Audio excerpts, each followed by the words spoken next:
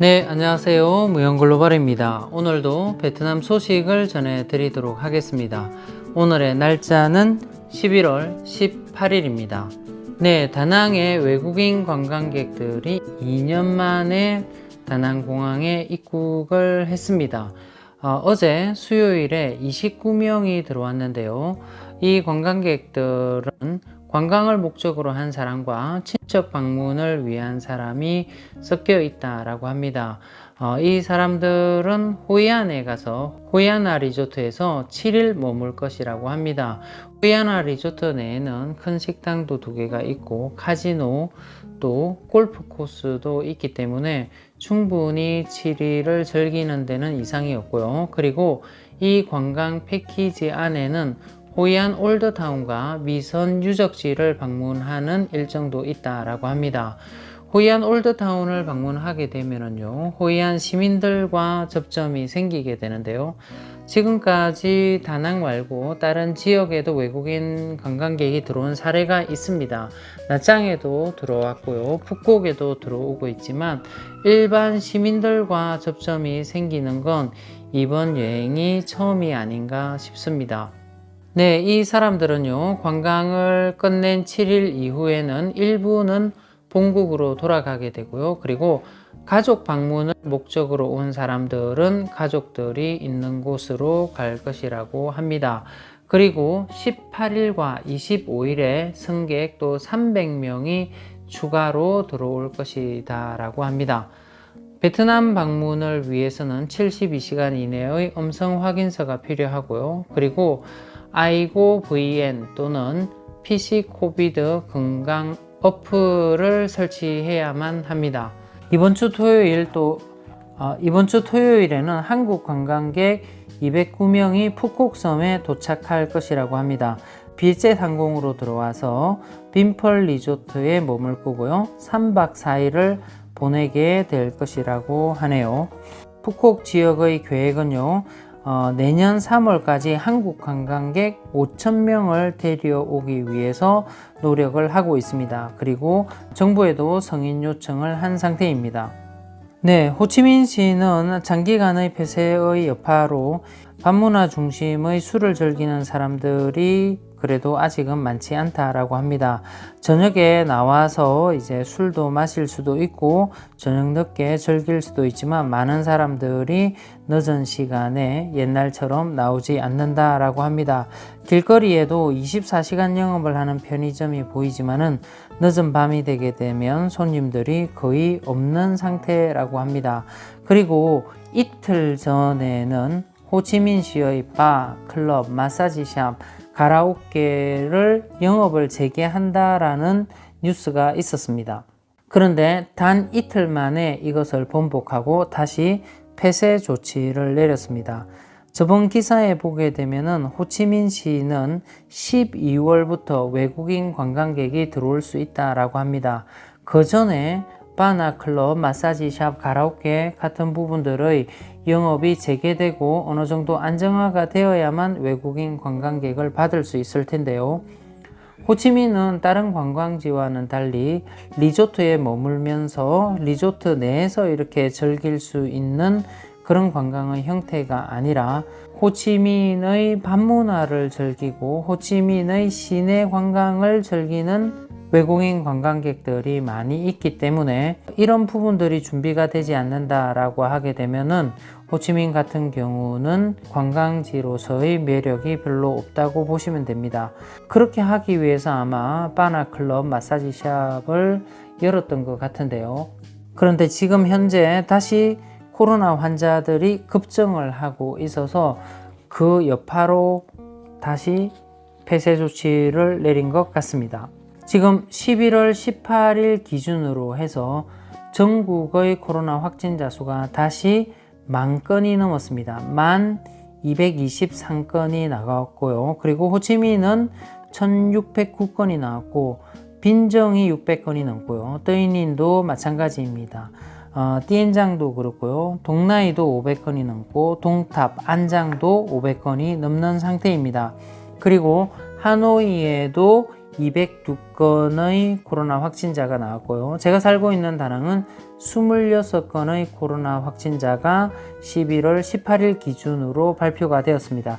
그런데 좀 더 심각한 부분은 뭐냐면 베트남의 60개 지역에서 지금 환자들이 나오고 있다는 겁니다.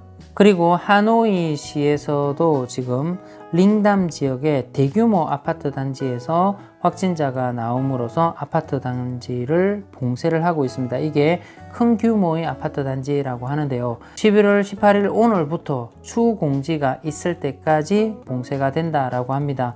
저번에도 말씀을 드렸죠. 지금 현재 다낭에도 일부 지역은 봉쇄가 되고 있습니다. 여러 가지 이런 돌아가는 베트남의 상황을 보게 되면 아직까지 외국인 관광객들을 받을 수 있는 그런 분위기는 아닌데, 무리를 해서 이렇게 외국인 관광객을 받아들이는 데는 아마 이유가 있을 것 같습니다. 지금 현재 다른 동남아 나라에서는 외국인 관광객들을 받고 있습니다. 그런데 베트남만 이런 사정으로 해서 외국인 관광객을 받지 않는다라고 하게 되면 대외 이미지가 좋아지지 않을 것 같습니다. 아직까지 코로나로부터 벗어나지 못한 그런 나라로 찍힐 수도 있기 때문에, 그런 이미지 때문에 지금 현재 많은 관광객들을 받고 있지는 않습니다. 그런데 소규모라도 일부 지역이라도 또는 리조트에 머무는 프로그램이라도 계속해서 관광객을 받으려고 유치하려고 하는 이유가 나라의 이미지를 좋게 하기 위해서, 우리도 코로나를 잘 막고 있다 이런 부분들을 보여주기 위해서 지금 현재 외국인 관광객들을 받으려고 하고 있고 지금 진행이 되고 있는 상태인 것 같습니다. 네, 베트남에 살다 보면 중국하고 부딪힘이 상당히 많이 있는데요.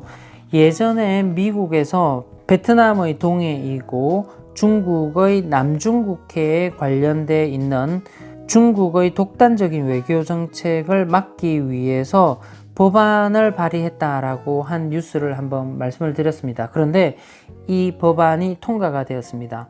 초당적으로 통과가 되었다라고 하는 걸 보니 다 찬성을 해서 빠르게 이 법안이 통과된 것 같습니다.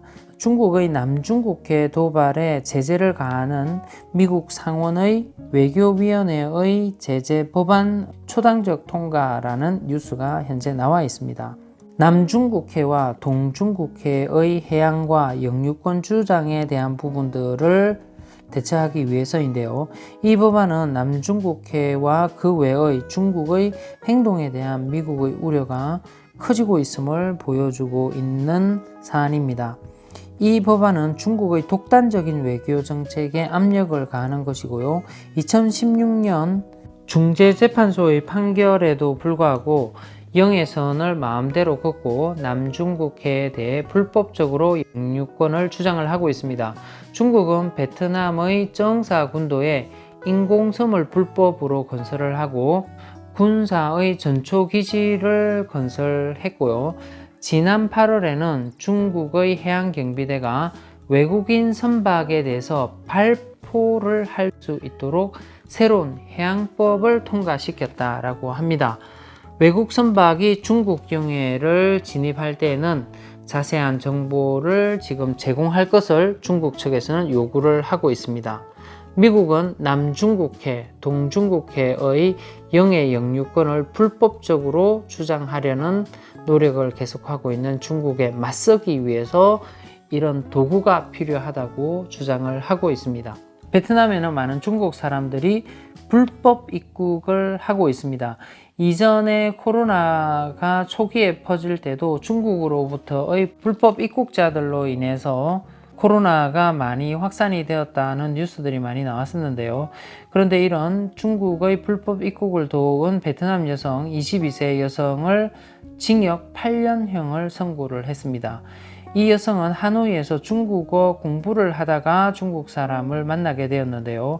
이 중국인 두 사람을 불법 입국할 수 있도록 도왔고요. 이 사람들이 2개의 콘도를 임대하는 것을 도왔고, 이 콘도에 16명의 불법 입국자 중국인들을 머물 수 있도록 도왔다라고 합니다. 그래서 지난 4월에 이 불법 체류자들이 근거가 되고요. 그 사례로 이 베트남 여성은 4천만 동을 받았다라고 하네요. 우리나라 돈으로는 한 200만 원 정도 되는 돈입니다. 이렇게 중국과 관련되어 있는 안 좋은 뉴스들이 끊임없이 나오는 게 베트남입니다. 지금 현재 제가 살고 있는 다낭에도 이제 2차 백신을 맞고 있습니다. 주변에 맞은 사람도 있고 아직까지 맞지 못한 사람들도 있는데요. 저도 아직 맞지 못한 상태입니다. 그런데 제가 살고 있는 다낭은 그나마 나은 편입니다. 이 뉴스에서는 보건부는 특정 지역의 낮은 예방 접종률에 불만을 제기하는 사람들이 많다라고 해서 당국은 이 문제를 해결하기 위해서 노력하고 있다라고 하지만 대답은 뭐라고 하냐면요. 충분한 백신이 우리에게 없다라고 얘기를 하고 있습니다. 그런데 현재 1800만 도스가 대기 중이라고 하는데요. 이 중에 520만 도스는 북쪽에 위치해 있고요. 그리고 820만 도스는 남쪽에 있다라고 합니다. 주요 도시에 맞을 백신을 준비하고 있는 상태인데요. 지금 현재 베트남의 호치민과 하노이, 그 주변 도시 그리고 다낭과 같은 관광 도시에서는 빠르게 백신 접종을 하고 있지만은 시골과 같은 사람이 적게 사는 지역인 두 주요 도시와 다낭을 제외한 다른 도시들은 접종률이 상당히 낮은 상태입니다. 그리고 이 백신을 맞는데도 보게 되면은 주요 도시에서는 아스트라제니카나 화이자, 모더나 이런 백신들을 많이 맞게 되고요. 그리고 시골 지역에서 맞게 되면 중국 백신이나 쿠바 백신, 러시아 백신도 베트남에서는 인정을 해주고 있습니다. 이제 그런 백신들을 많이 맞는 모습들을 볼 수가 있습니다. 네, 베트남 자동차 회사가 있는데요. 빈페스트라는 회사가 있습니다.